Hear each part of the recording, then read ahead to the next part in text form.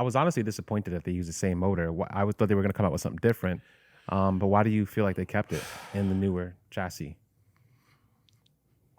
I mean, it may go along with what you're saying, but like, what do you really think? I want to strangle them. I want to be in the board meeting for engineering who designed that rod. I want to be in planning of who decided to greenlight the VR30. I want to be in the meeting for who decided to call it the Z instead of the 400Z. I thought that's what they were going to call it initially. Rumors when it first came out, it was going to be a 400Z, no? And then like I said, I like to be in that room. Like it actually came out. I like to be in the room.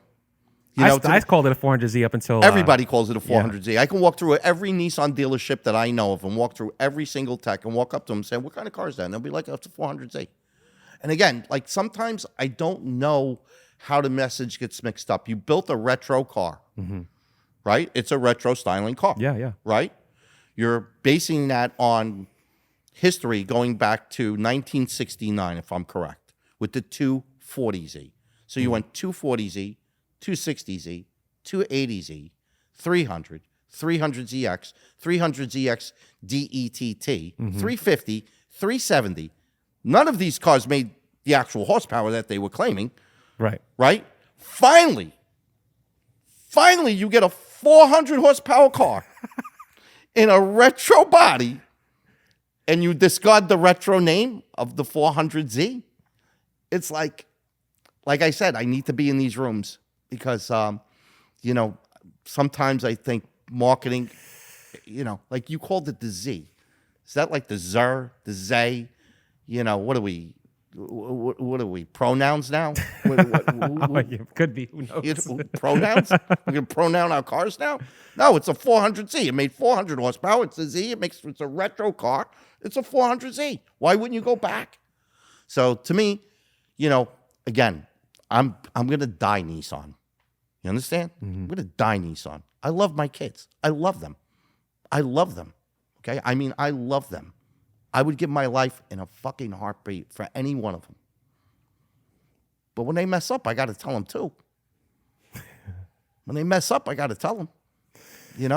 What kind of person would I be to allow you to make mistakes over and over again and not say anything? Again, I am my own master. That's why I said what I said before I started this. You won't criticize your own masters. Okay? I criticize because I want you to be better. Because I know you can be better. And without any doubt in my mind, and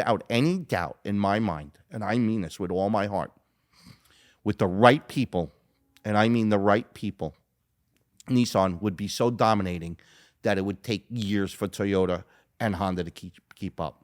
And I've always said this. Honda's out the equation. I think why? Honda's They make done. a $40,000 four-cylinder turbo car. I don't think their Well, performance side of things is just kind of like well, disappointing. I've spoken to my good friend over this many, many times. My friend Simon Israelian, he owns a Nissan in Bayshore. He runs it. He's the chief muckety-muck there. And I'm like, Nissan's never going to be a company that sells 11 million cars like Toyota or Honda. And thank God for that. Because they've become masters at stamping out steel. Can they stamp out steel better than everybody else? Absolutely. 100%. The stuff comes through the ports that's perfect. Yeah. Honda cars, Toyota cars are perfect. Nissan cars are perfect. But they're too big. They're too behemoth of a company. They're not going to be able to move around. Nissan is in the most unique position because they shouldn't even try to be Toyota or Honda because Toyota and Honda can never be Nissan. And at the same time, Nissan doesn't have to be Mazda or Mitsubishi. It could literally forge its own path. It can forge its own path and build cars that people want much more cleanly, professionally. For instance, Pathfinder, huge hit. See them everywhere. They even got a forest green one. Looks dynamite. I mean, it's without a doubt the best looking Pathfinder they ever made, right? Okay. We got Alex over here owns a what do you got? Ford Explorer. Yeah, all right. How many different models Ford Explorer do they make? How many different models Ford Broncos do they make? How many different models Dodge 1500s do they make? How many different models? But when you go into Nissan or mostly Toyota, at least Nissan's starting to change a little bit. Yeah. You go to Toyota, that's your Toyota. One model, one make, everybody drives the same thing. It's a perfect car. Yeah. It's absolutely a flawless and perfect car. You will have no problems with this thing. It'll go 200,000 miles. You change you up, the thing is never going to give you a problem. It's also never going to give you a Woody either. Okay? It's never going to do that for you. Okay. Gotcha. Yeah. I mean, sure. Right? Yeah. Okay. I guess, yeah. Whereas I think Nissan is nimble enough, and they have one of the greatest, most iconic motorsports brands ever to exist, Nismo.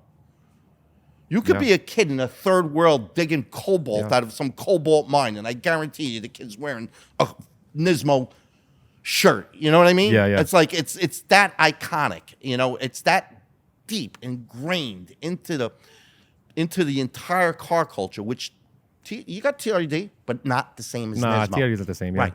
Yeah. You got Mazda Speed, again, not the same as No. Nismo. Nissan has been hardcore racing.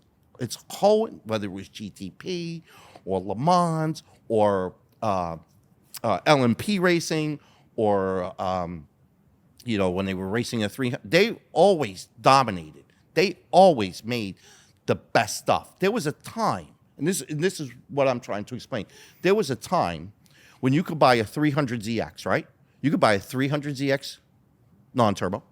You could buy a 300ZX twin turbo. You could buy a 300ZX convertible, and you could buy a 300ZX 2+2. 2+2. Yeah, that had back seats in it. Oh, wow. Okay. Never heard Okay. this. Yeah, with a convertible, and I think the turbo model did not have it. Are those rare 2+2s or? Don't know, Okay. don't care. But I'm just saying that they offered the same car in multiple models. Where today, you go to, unfortunately, which again, I'm starting to see Nissan change, which is, wonderful. Like, it's just, I'm so happy about that. But again, this is where they can burn their path. They don't have to just keep stamping out cars. They can offer different models, just like how many different Challengers can you buy? Think about it. You could buy a Challenger with a 6-cylinder, and you could buy a Challenger with a Hellcat. Where can you do that? So if you can't offer, and getting back to your question, if you can't offer a better VR30, then keep the VR30 that you have in there, and then offer something else. Like, it's not going to be that hard. So recently, Toyota, you just heard that announcement that they released like this new supercar, right? Yeah. Okay, Yep. badass car, $250,000 retail price, right? Is it if it's confirmed at 250? Yeah, it's it's gonna be 220, somewhere. right? Yeah. It probably cost them how many hundreds of millions of dollars to develop that car? Well, that was a big controversy around coming out with another 2J. Is that? Okay, It's so like, they spent all of that money in development. Yeah. They built that car. Now they're going to build that car. They're going to make horsepower, new power plant engineering, money, money in design, money for the manufacturing, money for the tooling, all of that. Money. That's why it's got a $250,000 price. Yeah. Okay, because they're not going to sell. They're not going to sell like Ultimas. They're not going to sell like Rogues. They're going to sell like a $250,000 car. Yeah. So you got to make up the profit in that. But meanwhile, back at the farm, let's see, we have the most iconic brand car that ever existed. A car with, I don't know how many years 69 is, but it's got to be, 50 years? It's got to be 51 years or something like that, right? You have a 51-year proven track record with one of the most iconic cars ever, okay? And you have the VR38 power plant. And somehow you didn't think of connecting those two? And let's say you decided to do that now. You would destroy. Just think of what the landscape would look like in a performance world with a VR38 powered Nissan Z. There'd be nothing. And I mean, BMW, you can go You know what I mean? Okay, that's what you'll be doing. Okay, that's what you'll be doing. Okay, okay. There'll be no super sales. Okay, there'll be no Mazda sales. There'll be only one sale. Everybody would want a VR38 powered 400 whatever at the time. You know, Yeah. you can call it the 750Z now. Okay, you put some turbos on there, drop it right in, make 750, easy peasy, easy peasy.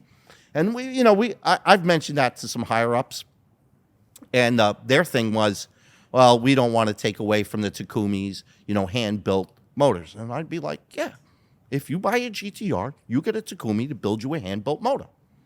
But when you buy a Z, the reason why we can lower the production cost is because we're going to send that through the same assembly line that's already doing a VR30, already doing a VQ line. It's not that much different, okay? The difference that you'll be paying for when you buy a GTR is that it's hand-built. That's what you're paying for. There's a Takumi. A guy that signed his name to it. You're not going to get that in a Z, but you will get the horsepower. And that horsepower will make you competitive with everybody out there. And there would be, just think about this for a second.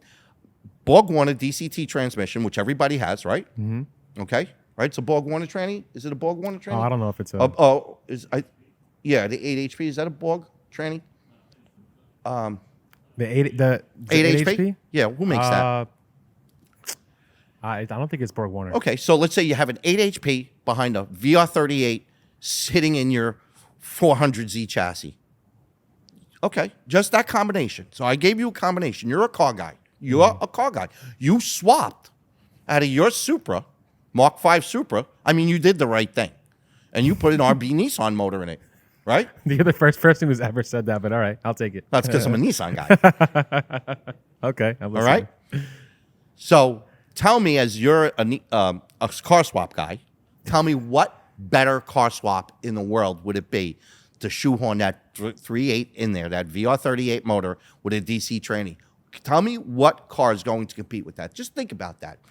GTR motor, VR38, that obviously we've already discussed. You don't even need to put a dry sump system on for 2,000 horsepower. Yeah. Okay?